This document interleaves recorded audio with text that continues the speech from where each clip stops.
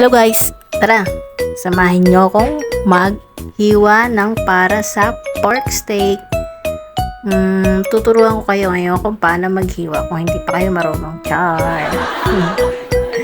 Bale, yung part ng baboy na to guys is kasim ang tawag. Kung hindi ako nagkakamali, kasim.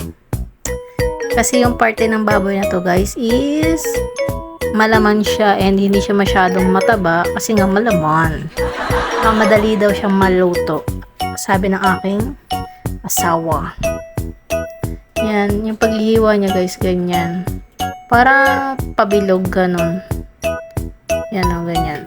Dapat manipis siya. Bale, disclaimer lang po guys ha. Hindi po talaga ako marunong maghiwa ng ganyan.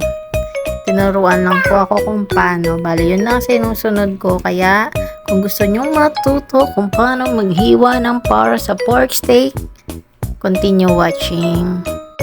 At sabay-sabay tayong matuto.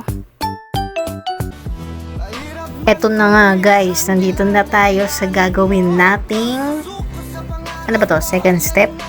Basta magbababad na tayo dito guys ng laman ng baboy na hiniwa natin para gawing pork steak.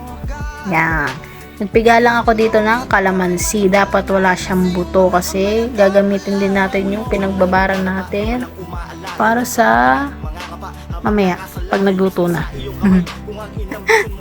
So yun na nga, piniga ko lang yan. Bali, 12 kalamansi lang yan. Dapat walang buto kahit yung maliliit para masarap ang kain.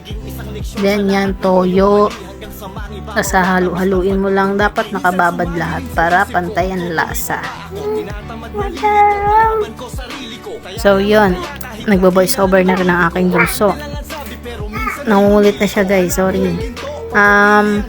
Bali yung pagbababad nyo dyan, dapat nakalubog siya para pantay lahat ng lasa. Hindi ko na po na-videohan yung pagluluto nyan kasi medyo busy na ang person. Next time na lang po.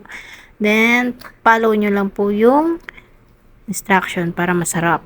Guys, ang sarap nyan. Promise. Thank you for watching.